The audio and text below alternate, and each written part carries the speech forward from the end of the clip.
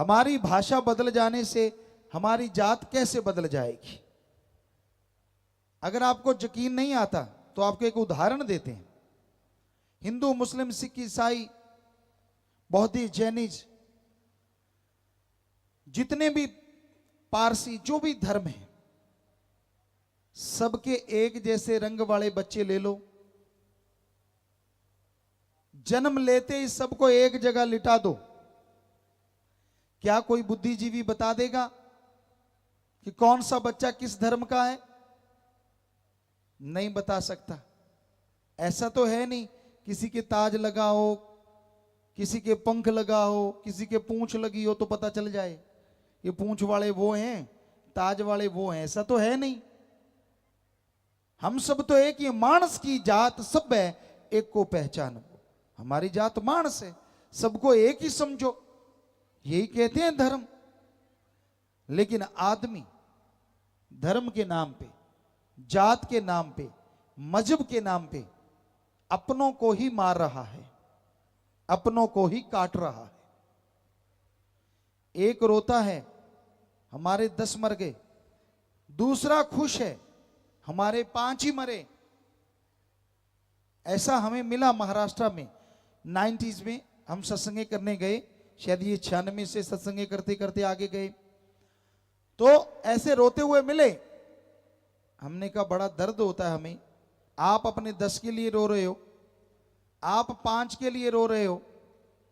अरे 15 के 15 ही इंसान मरे, 15 के लिए कोई भी नहीं रोता। मरे तो सारे इंसान, पर नहीं, आदमी अपने धर्म, जात, मजहब को इंसान समझता है और दूसरे को पशु, जो कि धर्मों में नहीं सिखाया। धर्म शब्द का मतलब है धारण कर लो, अपना लो, ग्रहण कर लो। आदमी को आदमी से जोड़ो और आदमी को ओम हरि अल्लाह राम से जोड़ो, भगवान से जोड़ो। धर्म तो ये सिखाते हैं, पर कोई सुनता नहीं। सुनता है तो मानता नहीं, अपनी मन मर्जी करते हैं और मन मर्जी दुखों का कारण है। तो भाई हम उस मालिक से बन के आए, सबके अंदर एक जैसा खून है, अंदर चर्बी, ऊपर लपेटा चमड़ा, हड्डियों का ढांचा। ये तो है नहीं किसी के घी दूध बहता हो और किसी के पानी रगों में बहता हो। जब बीमार पड़ता है कोई धर्म जात नहीं देखते, जिसका खून जिसको मैच करता है लगा देते हैं और आदमी की जान बच जाती। क्या पशु का खून लगता है आदमी के? अभी तक तो नहीं लगा। कलयुग का कुछ भरोसा नहीं लगने लग जाए तो सीधी सी बात, हम सब एक हैं और हमारा मालिक एक है।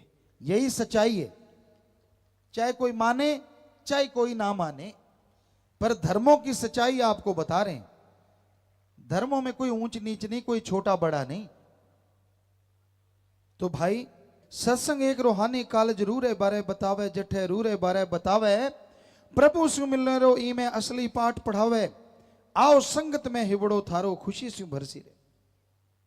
तो अगले अंतरे में यह आया कि सत्संग में जो ज्ञान दिया जाता है इंसान की पूरी जिंदगी में वो काम आता है, पूरी जिंदगी उससे खुशियां मिलती रहती हैं। आपको एक छोटी सी सच्ची कहानी सुनाते हैं। एक चोर था, बड़ा ही शातिर चोर। राजा महाराजाओं का समय था उस टाइम। तो वो चोर चोरी करता था, कभी पकड़ा नहीं गया था। बड़ा ही जबरदस्त, बड़ा चालाक, बड़ा शातिर।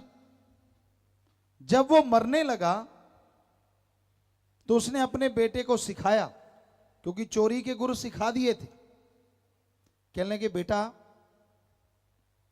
कभी पकड़े जाओ तो मानो ना कि मैंने चोरी की है, पर सबसे पहला गुण यह है, चोरी करो, चोरी का सामान सबसे पहले छुपा दो, खुर्द बुर्द कर दो। क्योंकि चोरी उस समय में जिसके पास से सामान मिलता था यही सबूत होता था कि वही चोर है। तो कहता सामान नहीं मिलना चाहिए, और दूसरा मानो ना कभी भी कि मैंने चोरी की है। और एक बहुत जरूरी बात, बेटा कहने लगा इससे भी जरूरी? कहता हाँ सबसे जरूरी। क्या? संतों की सत्संग में कभी ना जाना। तो चोर कहने लगा ठीक है। अब चोर मर गया, चोर का बेटा भी चोर, वो चोरी करनी शुरू कर दी, वो भी शातिर। लेकिन एक दिन बादशाह के राजमहल से चोरी कर रहा था, सैनिकों ने देख लिया और पीछे पड़ गए। आगे आगे चोर, पीछे सेना, दौड़ता गया, झांसा दिया। एक जगह इकट्ठ था, उसने देखा एक भोली सी माता, उसके नैन नक्श को दिमाग में बिठा लिया, उसके थैले में हीरे जवाहरात डाल दिए, सामान खुर्द बुर्द कर दिया और अंदर चला गया। ये अंदर क्या जा रहे हैं लोग, क्यों जा रहे हैं? देखा तो आगे संत बैठे हैं, सत्संग कर रहे हैं। तो कानों में उंगलियां दे ली कि बापू ने कहा था सत्संग नहीं सुनना। अब आदमी की आदत है, आदमी को कह दो इधर मत देखो, कुछ देर तो नहीं देखेगा, बाद में देखेगा जरूर उधर है क्या जो मुझे रोका है, आदत है। तो चोर के भी दिल में है यार ऐसा संत क्या कहते हैं जो बापू ने रोका कि इसकी बात नहीं सुननी। उसने कानों में से उंगलियां निकाली, संतों के वचन आए, देवी देवताओं की परछाई नहीं होती। उसने कानों में फिर उंगलियां दे ली, कानों में उंगलियां दे ली और चुपचाप बैठ गया। बाहर निकला जब, सेना ने पकड़ लिया, क्योंकि सैनिकों ने देखा था कि ऐसा हुलिया है, ऐसा आदमी है। पकड़ के ले गए राजा के पास। राजा ने पूछा क्या भाई इसके पास सामान मिला? कहते ना जी बादशाह इसके पास सामान तो नहीं है। कहने लगा फिर? कहते जी हमने इसको खुद देखा है दौड़ते हुए, पांव देखो इसके हैं, पर सामान नहीं है। वो चोर से पूछे, चोर माने ना, कहता मैंने तो चोरी की ही नहीं, मैं तो वैसे ही घूम रहा था इधर, पैरों के निशान है तो क्या हो गया। बड़ा चक्कर पड़ा। जैसे पूछना चाहते थे सैनिकों ने पूछा, पर वो माना नहीं। राजा की जासूस हुआ करती थी, लड़कियां भी लड़के भी। एक बहुत तेज थी, कहने की बादशाह मुझे पता है चोर कैसे मानेगा, मैं मना लूंगी सच। बादशाह कहने लगा कैसे? कहने लगी ये देवी को मानते हैं चोर, और मैं देवी बन के जाऊंगी, हो ही नहीं सकता कि चोर झूठ बोले। बादशाह कहने लगा बात तो तेरी सच्ची है।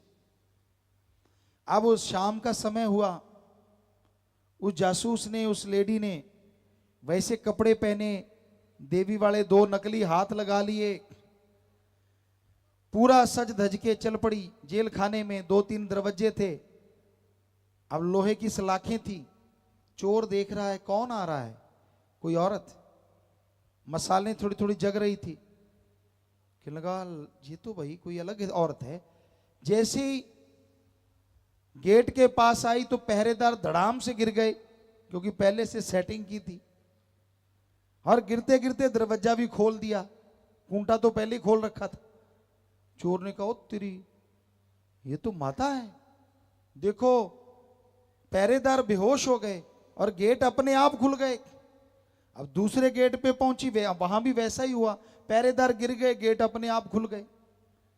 तीसरा गेट भी ऐसे ही खुला और वो माता बनी जासूस पहुंच गई चोर के पास।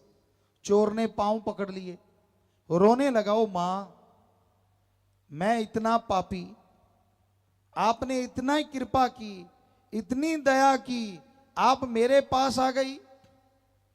मां कहने लगी और बेटा तेरा दुख मेरे से देखा नहीं गया, तेरा दुख दूर करने आई हूं। चोर तो रो रो के बुरा हाल, क्योंकि वो देवी का भगत था।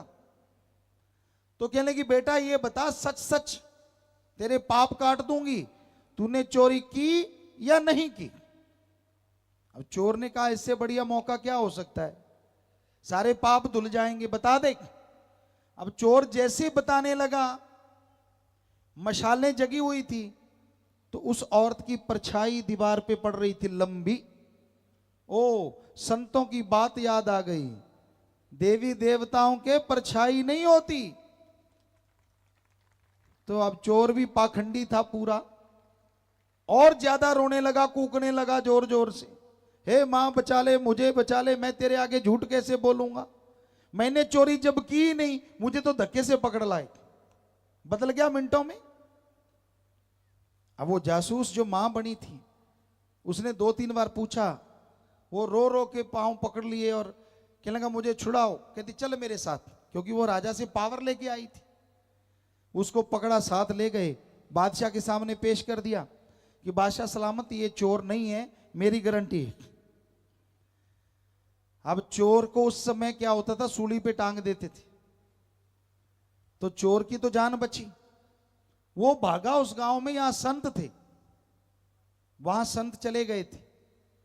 दूसरे गांव में पहुंचा, यहां संत थे, तो संतों को मिला, चरणों पे गिर गया, कहने लगा हे गुरुजी, हे संत, मेरे बाप ने मुझे गलत पट्टी पढ़ाई थी, अरे आपके एक वचन ने आज मेरी सूली काट दी, मेरी जान बख्श दी। अगर मैं पूरी सत्संग सुन के दिलो दिमाग में बिठा लूं तो संत कहने लगे तेरे जन्म मरण की सूली कट जाएगी। तो संतों की, फकीरों की सत्संग का इतना प्रताप होता है, आदमी सुने, मान ले तो जन्मों जन्मों की मैल कटती है, जन्मों जन्मों के पाप कट जाते हैं। पर श्रद्धा से सुनो, भावना से मानो, तो ये सारा फल मिलता है। अगर इधर से सुना, इधर से निकाल दिया, फल तो कुछ ना कुछ मिलेगा, पर उतना नहीं जितना मिलना चाहिए।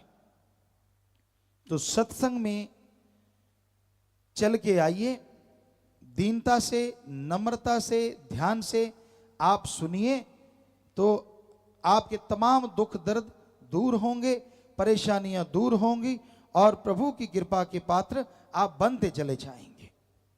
धन धन सतगुरु तेरा ही आशा। सभी साध संगत जी से निवेदन है कि मेरा चैनल जरूर सब्सक्राइब करें जी। धन धन सतगुरु तेरा ही आसरा।